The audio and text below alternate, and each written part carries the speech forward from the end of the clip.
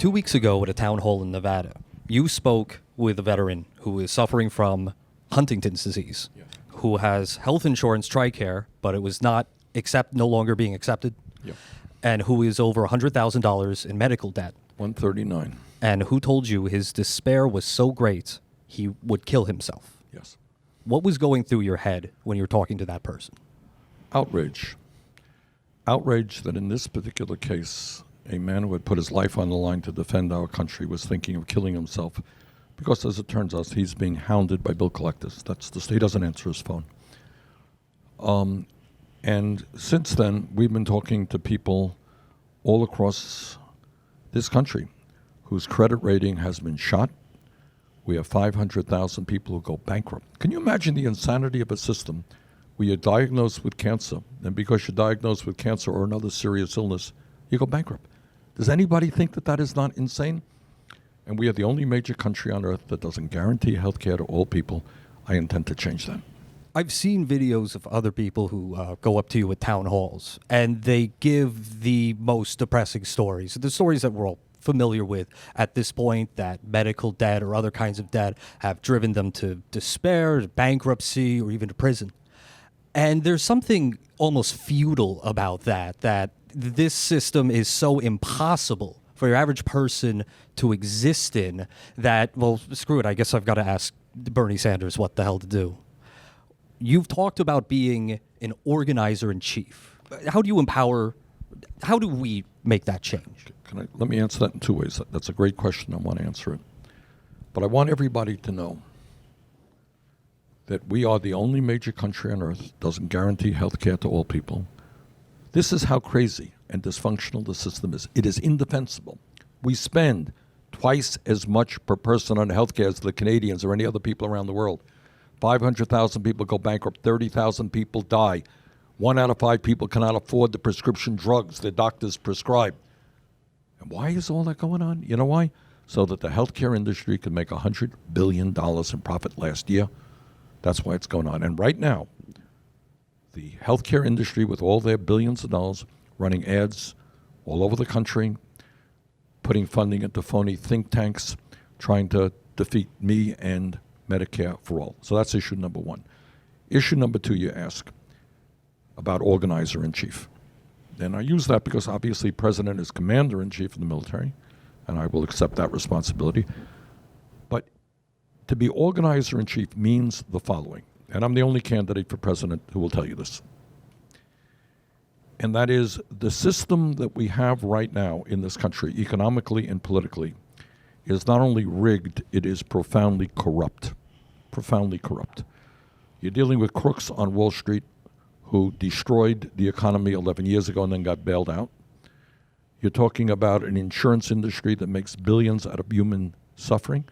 Drug companies that fix prices. A fossil fuel industry. Think about this. Fossil fuel industry is producing a product, just happens to be destroying the planet. Slight problem there, right? Okay. How do we change all that? And the only way we change it is by millions of people becoming involved in an unprecedented grassroots movement. That is what our campaign is about. Every other candidate will probably say they oppose special interests, Right. Things like that. When you want to eliminate private health insurance, you're going after a multi-billion-dollar cash cow that enriches a small number of people. Yes.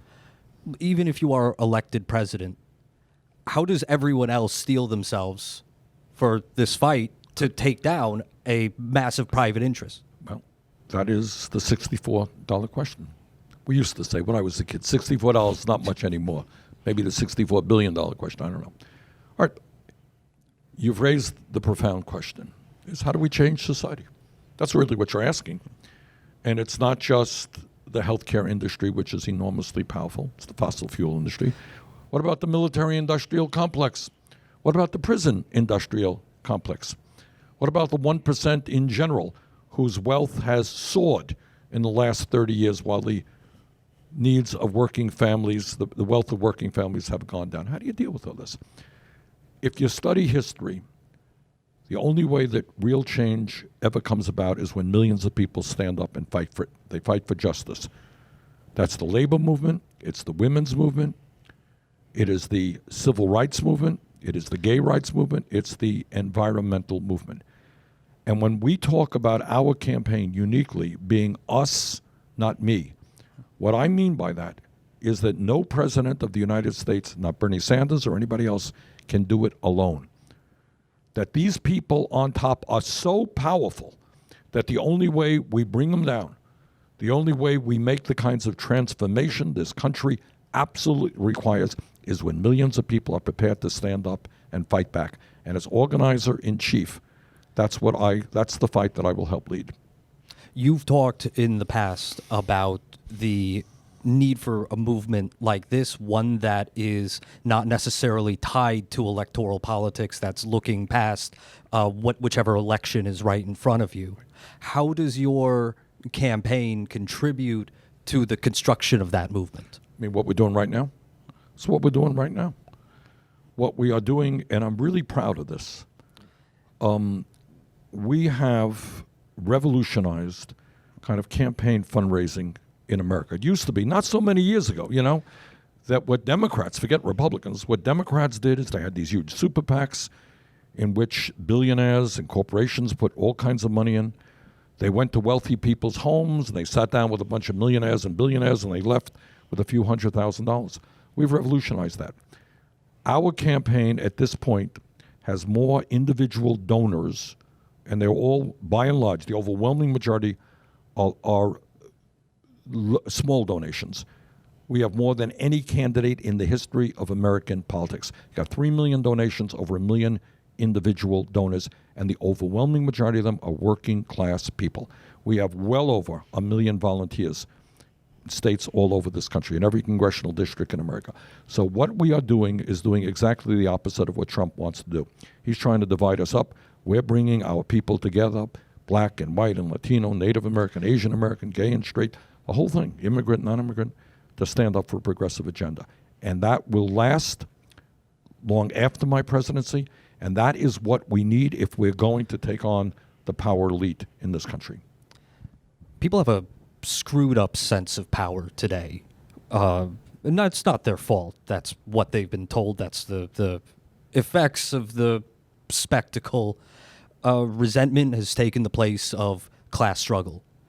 How do you reorient people, especially the 100 million odd who don't vote, toward the idea that there are those who labor and there are those who profit?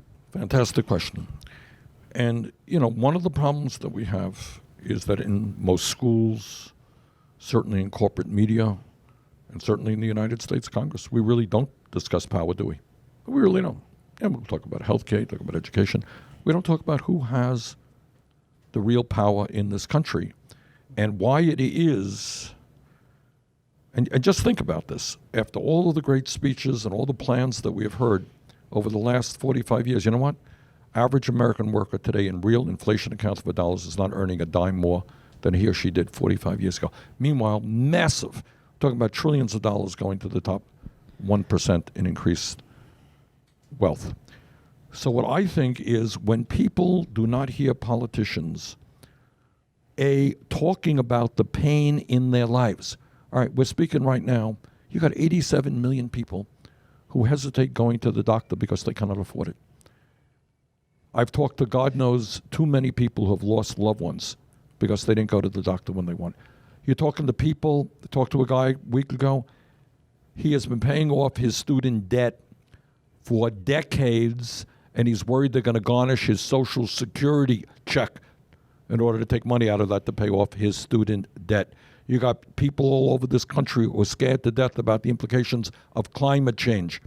You got all of these issues out there, and politicians don't talk about it, and then politicians don't have the guts to get to the root of the problem. Who has the power, and why are the rich becoming much richer while working people are going nowhere in a hurry?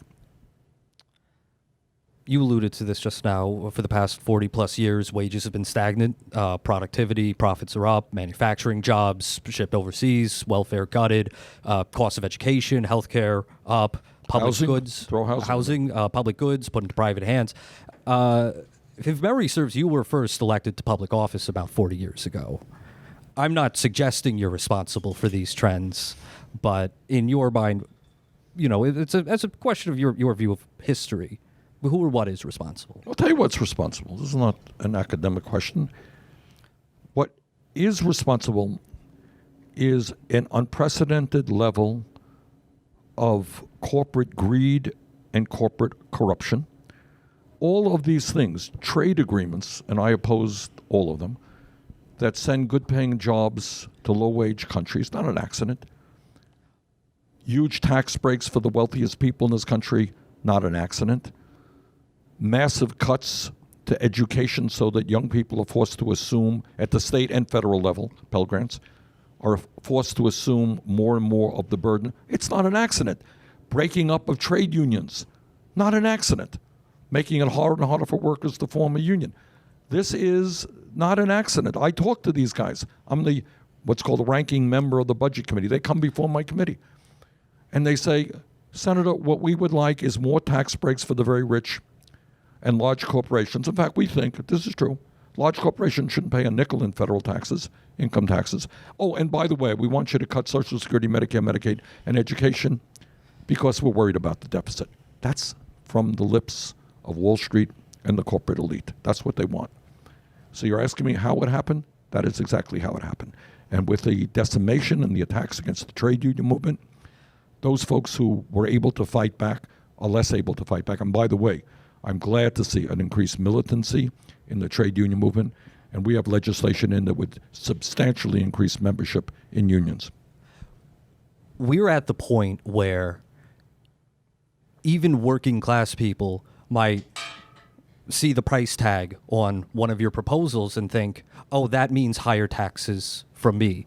And I think that's an indication of how dominant the taxpayers' revolt and Reaganomics has been in destroying the idea that there is a certain profit stream and some amount of that is going to go to workers in the public purse and some amount is just pure profit for a small number of people.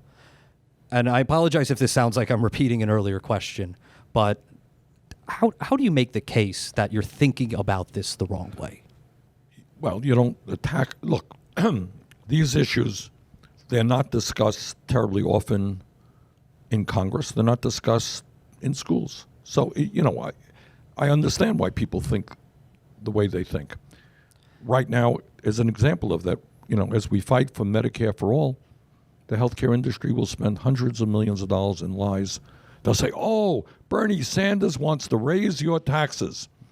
Well, as it happens, Bernie Sanders wants to do away with all of your premiums, all of your co-payments, all of your deductibles, all of your out-of-pocket expenses. And Bernie Sanders wants you not to have to pay more than $200 a year for your prescription drugs, which means that Bernie Sanders wants you to pay substantially less for health care than you're paying right now.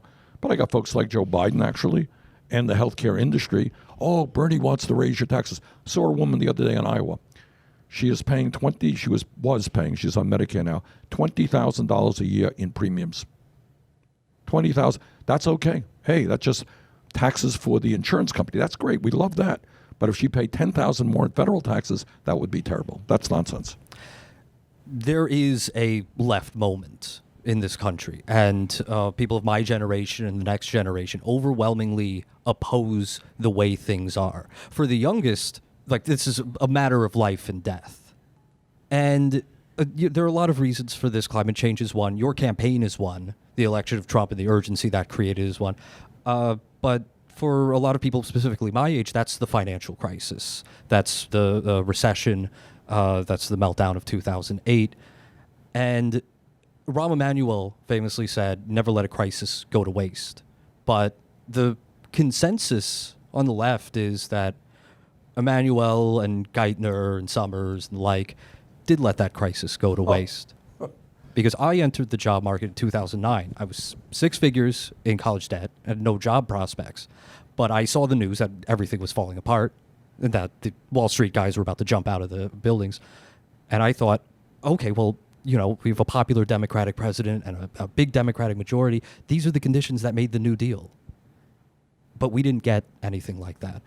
Some analysts are predicting a recession is coming. What would you have done in 2009? And I guess if there is a recession, what would you do?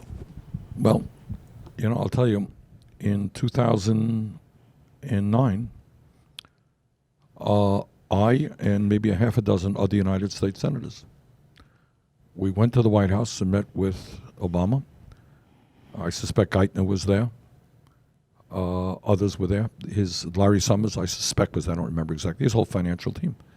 And what we said is, you and the Congress have got to take these people on. These people are criminals. These people have destroyed the American economy. Now they want a bailout. We have got to take them on and use this opportunity to transform the financial system of this country. We got to break up these huge financial institutions that have acted illegally and have so much power.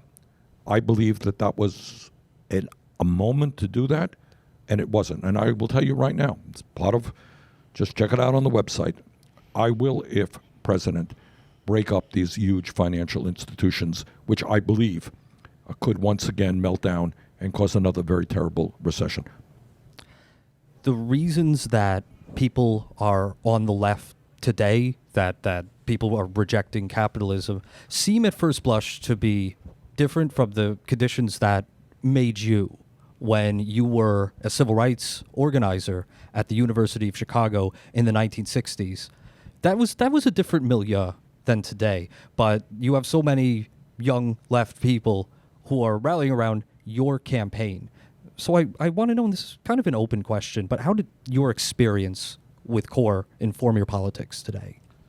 Well, it was a profound experience. I grew up in a virtually all-white neighborhood in Brooklyn, New York. It was when I went to the University of Chicago, it was not only getting involved in the civil rights movement with African Americans, it was also getting involved in the labor movement. It was also getting involved in the peace movement, to be honest with you. And as I've said many, many times, the University of Chicago is a fine university. I learned a lot in classes. I learned more outside of the classroom. And I met some fantastic people in that community who talked to me a whole lot about their views of the world, and that shaped my politics. And what I saw in action then was coalition politics, and I'm a very, very strong believer in coalition politics. And that is, it is not just the need to end racism in this country, the need to end sexism in this country, the need to end homophobia in this country, or xenophobia, or religious bigotry. It's the need to bring people together, working class people, to fight for a government and an economy that works for all of us and not just the 1%. And that's what I am trying to do right this minute. Hurricane Maria, the devastation in Puerto Rico, over 1,000 deaths, coming on the heels of decades of Wall Street pillaging of that country. Then you have concentration camps on the southwestern border, ICE raids devastating minority communities across the country. I think these are all symptoms of the same crisis, a crisis of capitalism and an ecological crisis. And people who are younger than I am, the Greta generation, they see these images and they realize this. They have not been born into a comfortable existence, even in this country. How do you avoid the bad future that every day it looks like we're careening towards? Look, I wish I could give you a magical answer to make you feel great and totally confident in the future. I can't. We got an idiot in the White House who thinks that climate change is a hoax when the scientists are telling us that it is the existential threat facing our planet. And if there's any silver lining in this, Virgil, it is, I've brought forth by far the most comprehensive plan to tackle climate change.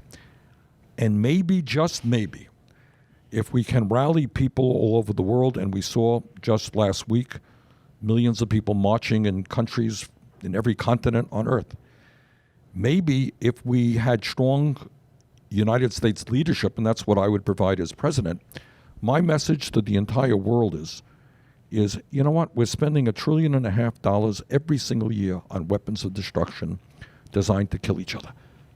maybe, just maybe, we might want to pool those resources, led by the United States, to combat our common enemy, which is climate change. But this is a frightening, I mean, you talked about Puerto Rico. We could talk about Katrina. We could talk about what happened in the Bahamas. You could talk about Charleston, South Carolina. It is impossible for any sane person not to understand the crisis that we're facing. And I will, my proposal is the boldest. It will create up to 20 million jobs. It will tell the fossil fuel industry they cannot continue to destroy the planet. In 2015, this will be my last question. In 2015, you quoted Pope Francis, decrying the cult of money and the dictatorship of an economy which is faceless and lacking any truly human goal. What is the goal of an economy? The goal of an economy is to create a better life for all of us, all right?